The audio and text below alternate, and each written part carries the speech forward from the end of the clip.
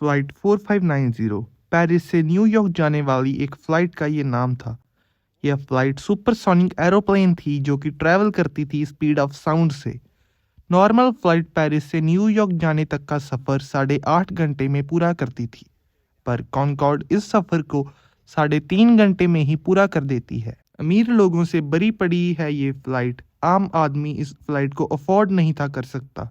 उस समय आज से 20 साल पहले इस फ़्लाइट की कॉस्ट तकरीबन $12,000 थी पर टिकट। जैसे ही ये विमान रनवे पर उतरता है तो एयर कंट्रोलर वाले देखते हैं कि विमान के नीचे एक आग जैसी कोई चीज जल रही होती है। लोग इस नज़ारे को देख रहे होते हैं और कुछ ही मिनटों में हमें पता चलता है कि पायलट्स लॉस कर जाते हैं इस फ्लाइट के कंट्रोल को।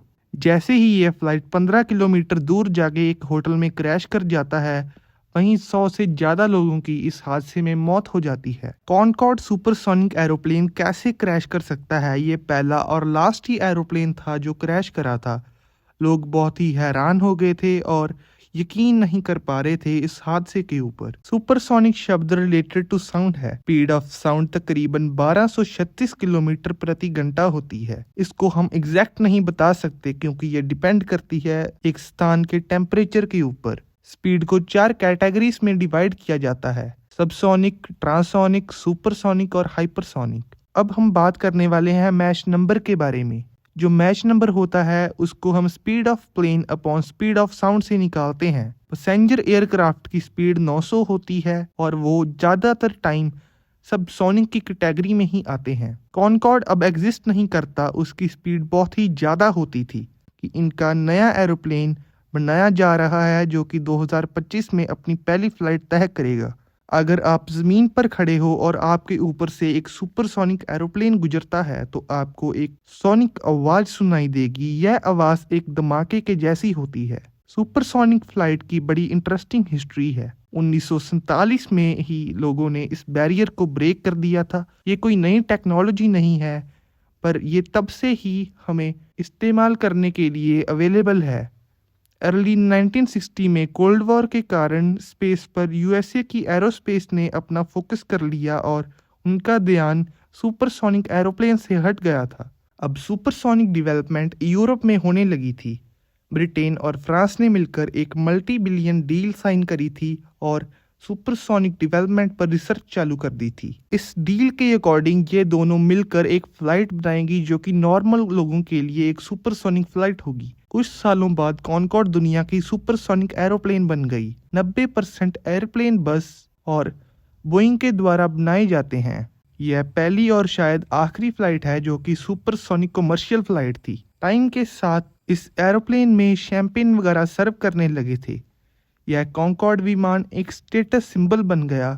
मशहूर लोग इस फ्लाइट में सफ़र करते थे। आज तक एक भी प्लेन क्रैश नहीं हुआ था और इस विमान को चलते अब 25 साल हो गए थे। यह सब बदल जाता है जब 25 जुलाई 2000 को एयर फ्रांस 4590 एक बिल्डिंग में क्रैश कर जाता है और 109 के 109 लोग ही इस सफ़र में मारे जाते हैं। रिसर्च पर पता लगा जो इसके पहले फ्लाइट थी उसने एक मेटल का टुकड़ा रनवे पर छोड़ दिया था। तो जब ये फ्लाइट रनवे पर आई तो इस फ्लाइट का टायर फट गया और लेफ्ट विंग के नीचे टायर के टुकड़े तेज से लगे। बहुत हाई प्रेशर शॉक वेव के कारण फ्यूल टैंकर फट गया और इंजन से प्रोड्यूस हुई हीट की वजह से फ्यूल लीक होने पर आग लग गई और हाई स्पीड के कारण प्लेन को रोका भी नहीं जा सकता था।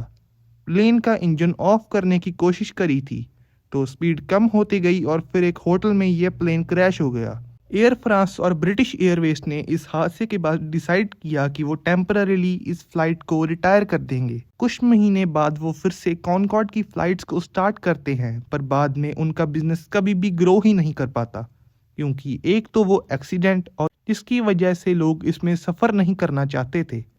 लोग भी बहुत परेशान थे क्योंकि साउंड बहुत ज़्यादा प्रोड्यूस होती थी।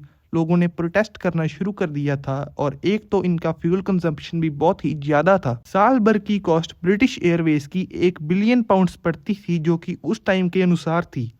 2003 में यह सब देखते हुए ये फ्लाइट्स को बंद कर दिया गया था। आज के दिन 20 साल बाद भी कोई सुपरसोनिक फ्लाइट एग्जिस्ट नहीं करती। ज़्यादातर टेक्नोलॉजी के फील्ड में टेक्नोलॉजी हमेशा आगे बढ़ती है, पर इस फील्ड में उल्टा हो रहा था। टेक्नोलॉजी इस फील्ड में पीछे जा रही है। आज नहीं तो कल ये सुपरसोनिक फ्लाइट्स शायद कम बैक करेंगे, क्योंकि एक बूम नाम की कंपनी है जो कि इन प्लेन्स को दोबारा बना रही है, और अगर ये सक्सेसफुली वर्क कर जाता है तो 2029 तक यह प्लेन्स फिर से वापस हमें सुपरसोनिक एरोप्लेन्स को देखा जा सकता है और हम इन प्लेन्स में सफ़र कर सकते हैं। अगर आपको आज की हमारी ये वीडियो अच्छी लगी हो तो लाइक कर दीजिए और हमारे चैनल को सब्सक्राइब कर दीजिए।